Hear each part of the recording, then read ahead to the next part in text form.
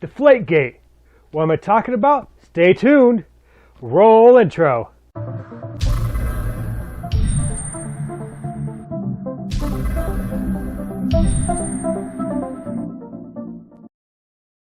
Deflate Gate is the word that a lot of people are using to describe what the Patriots did in this game before the Super Bowl. That's right, Deflate Gate. So I'm going to give you my 2 cents on what happened from what I've heard in 3 parts. Part 1, what everyone's talking about. Part 2, what I think might have happened. And part 3, my final thoughts. So let's get started with part 1. What is everybody talking about? Well, they're talking about the Patriots cheating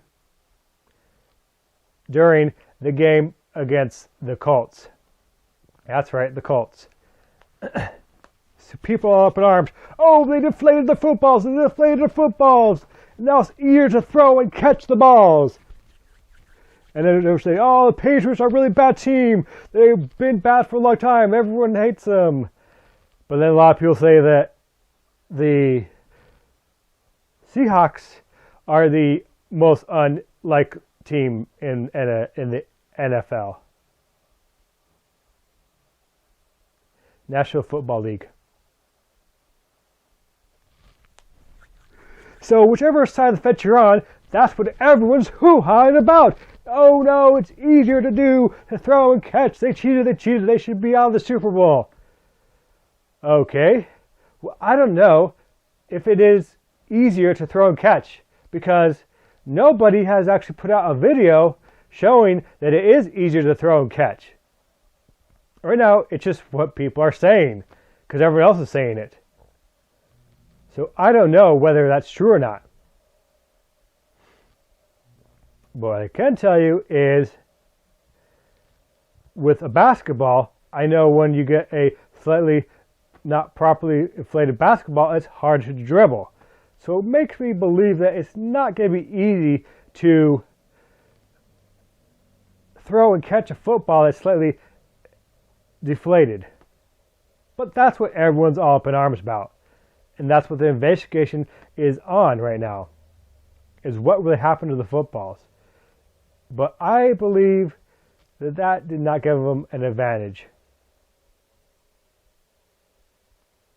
Which leads me to part 2, what I think might have really happened, of how they could have cheated. So from what I've heard, the referees were holding and touching the balls a lot, and were not making a lot of calls. So I think the referees might have been paid off.